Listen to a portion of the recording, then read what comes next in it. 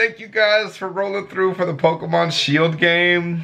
Terrible news about the second part because it's all messy. And a bunch of people are telling me, oh, I want to watch you play like the whole thing. And I'm like, do y'all really mean the entire thing? Like, you know what I mean? Like, do y'all really mean the entire thing? Most of the time, the series we do start off really strong. Just for the gaming channel. It's not a big community, but I really enjoy that community. But it starts out strong for like 4 or 5 parts. And after that, that's really all you guys really want. It's like 4 or 5 parts. But anyways, this has nothing to do with that at all. This is not Pokemon related even a little bit. What was life really like for the average Spartan? Yep, I know. Way off. Play. Being a Spartan was no picnic. If you were a boy, your life was constantly under scrutiny, literally from the day you were born until the day you died. You were seen as a high-level war machine, a workhorse, and the only reason why you were alive was to fight for your country. When you weren't fighting for your country, you were training to fight for your country. In short, you were bred for battle. Today, we're going to find out what life was really like for the average Spartan. But there's one quick thing before we do. This is a good time to school society you'd like us. Boys birthed into the Spartan state were under scrutiny practically from the moment they were born. Not long after a woman gave birth to a boy, the infant was taken to a garcia, a council of leading elder Spartans, where it was inspected like livestock. During this inspection, if the baby boy seemed sick, ill, or mentally or physically handicapped, the newborn was of no use to the Spartan army. While you've probably heard the myths that these discarded babies were thrown into the chasm or placed at the base of Mount TEETOTALERS. That is what I heard, actually. We literally watched another video like last year that told us that. They were most likely abandoned in the wilderness or nearby hills. Okay, just kidding. That's not any better. They also said that. What the fuck, guys? God damn it.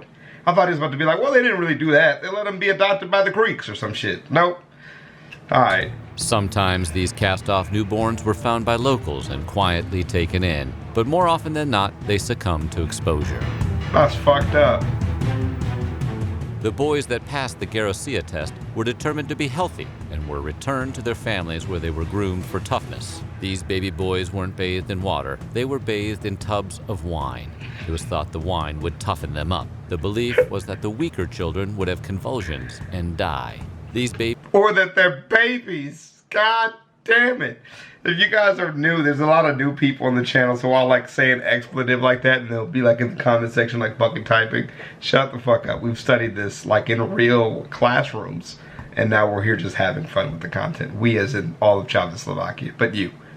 The one typing, you're the only one that has Babies were also conditioned to not fear darkness or solitude. And when they cried or complained, their parents and caretakers ignored them.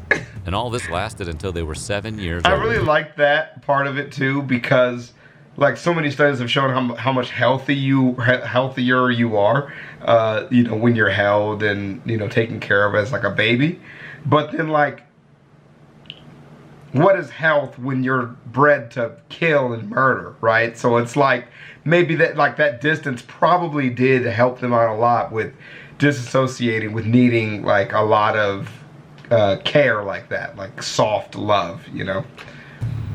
It's something we value in like today's society that was like rightfully not valued back then. Like, could you imagine being a soft ass in a world where like you still have to cut people up face to face? Like, you're gonna have a hard run of it.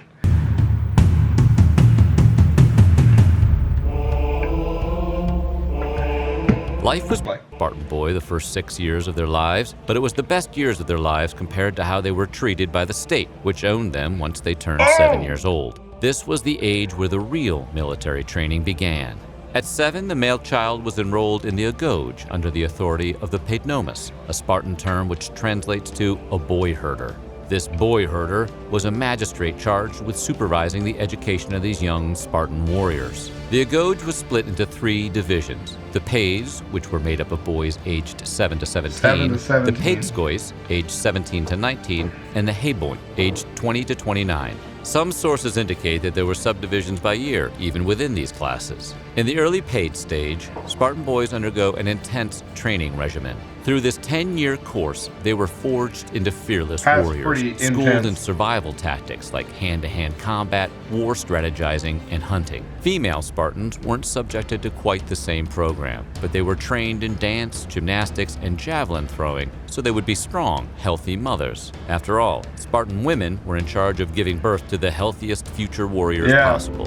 No pressure, no pressure, Right. no pressure. Alright, yeah, I'm so interested in the women of Sparta, actually.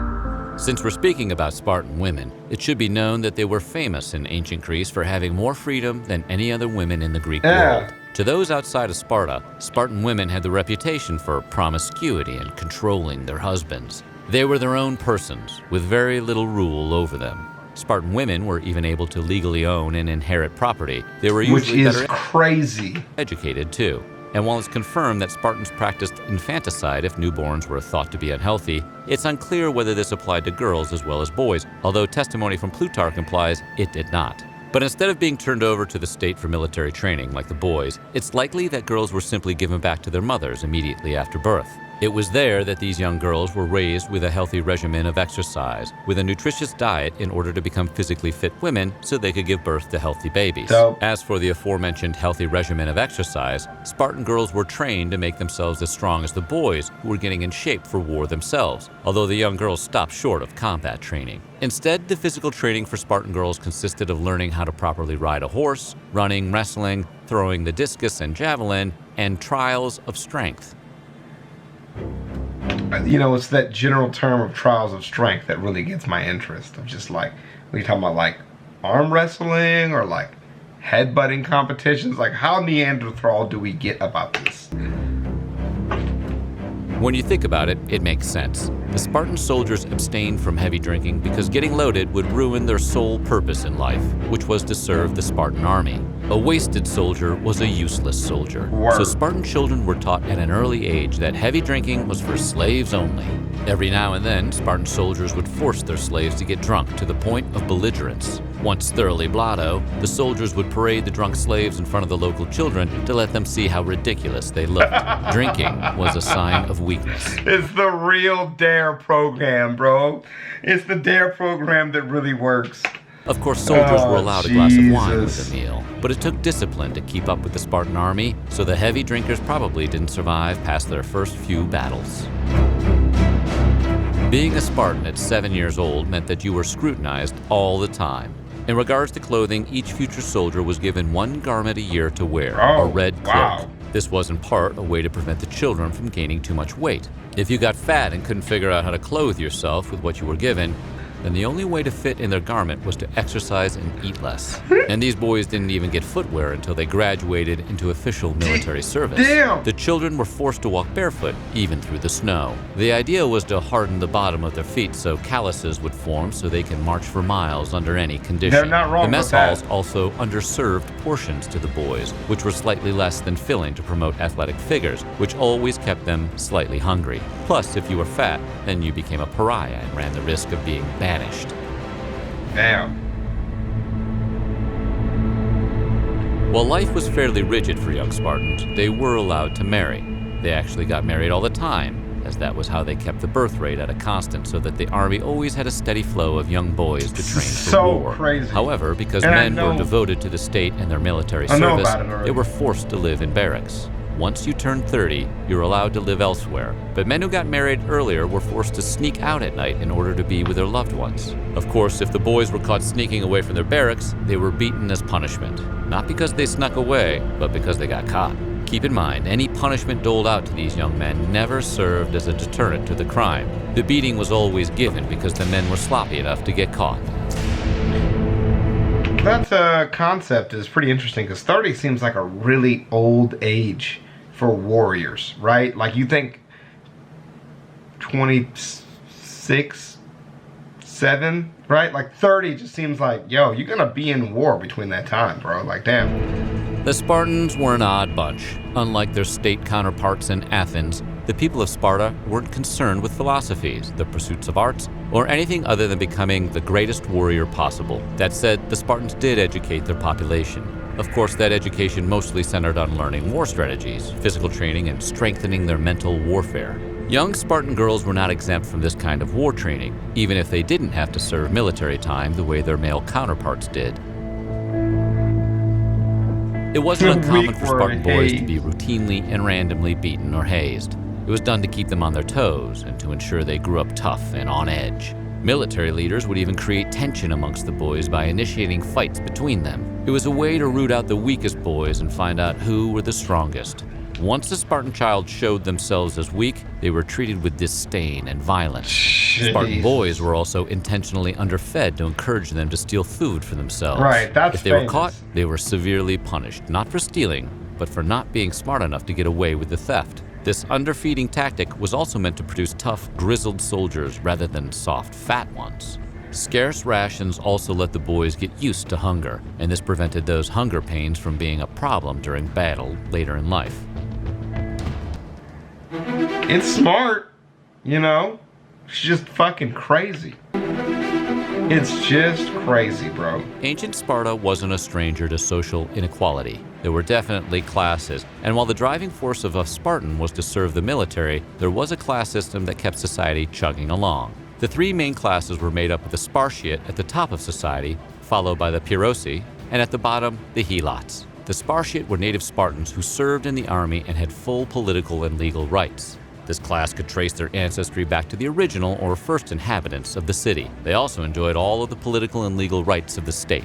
They were also the only ones who could participate in politics. They served in the military, led the military, and ran Sparta. Basically, the Spartiate ran the show. Yeah. Next on the social food chain were the Pyrrhosi, who were often foreigners. They were the traders and blacksmiths who produced weapons and armor for the military. The blue-collar Johnny Lunchboxes of Sparta. They were taxpayers, they had rights, and they could own land. They even had the right to learn how to read and write. The Pyrrhosi served in the military too, just as everyone else. The Pyrrhosi weren't warriors, though. They were in charge of the trade and communication with Sparta's neighbors. To be honest, life wasn't all that bad for members of the Pyrrhosi. It doesn't sound that bad. Of course, the lowest class of the three were the Helots, who acted as servants and farmers doing menial tasks. And make no mistake, the Spartans hated the Helots. The Helots came from what the Spartans called Helos. Helos was south of Sparta, but due to Sparta's booming population, Sparta expanded its territory when they came to the village of Helos. The Spartans then invaded this village, decimating the people and keeping many as prisoners. Nice. Eventually, the Helots became Sparta slaves, though they could earn their freedom by joining the military. Not that it mattered. Even if a Helot earned his freedom, they were still treated like animals.